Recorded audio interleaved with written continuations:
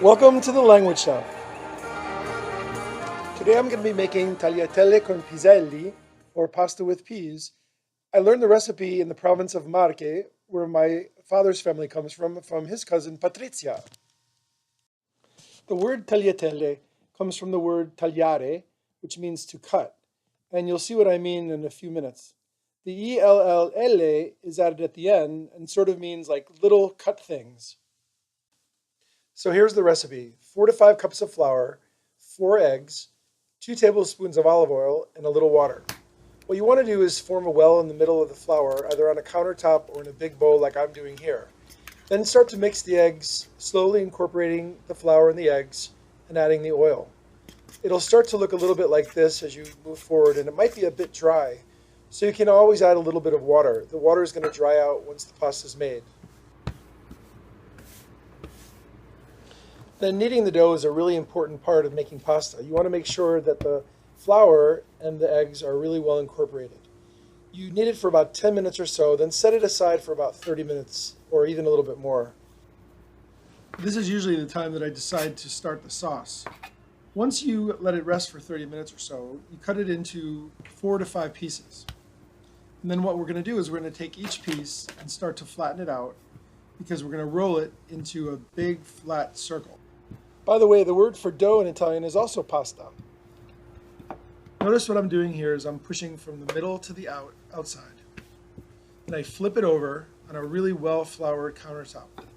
This is really important so that the dough doesn't stick.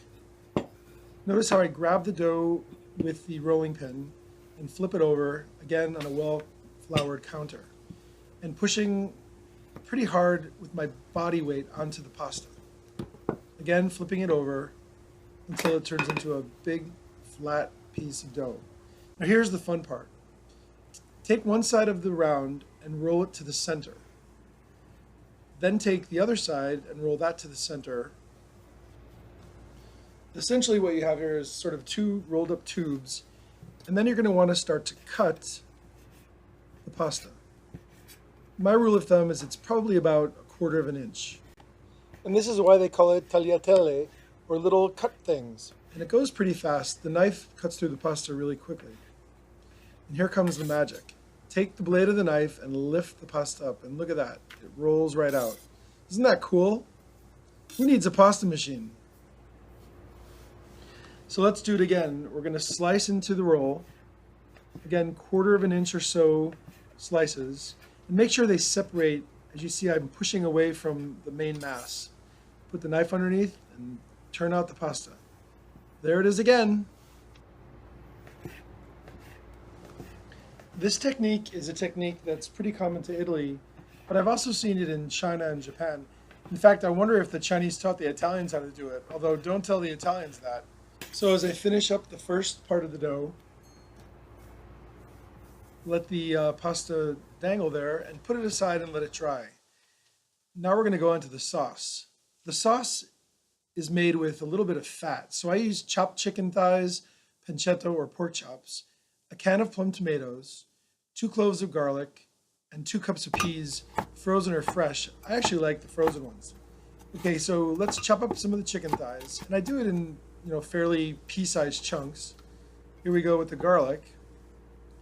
And then the tomatoes. I like to use plum tomatoes, whole plum tomatoes, that I cut up with a paring knife.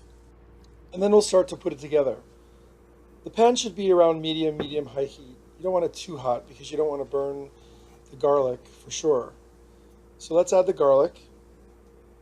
And then I add the chicken or the pancetta or the pork chops. I'll saute that, and then the tomatoes. And now some salt and some pepper, but remember, don't put too much salt in it because you're going to add cheese in the end. And now the piselli, or peas. The word piselli is plural, and notice it's a Z sound because it's just one S. And pisello is singular. But try not to use the word pisello too often because Italians may giggle, because pisello also is the slang word for peanut. Mamma mia! Then place the pasta in boiling water and cook it for only about 2 minutes or so. You don't have to add salt because of the cheese that you're going to add probably at the end. Then strain it and toss it directly Yeah. into the Okay then. I saucepan mean, or in the pan where you made the sauce.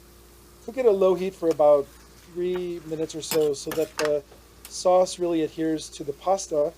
And there it is. You can add cheese and a little olive oil if you want. Often Italians will do that to add a little bit more flavor. So thanks for watching The Language Chef, everyone.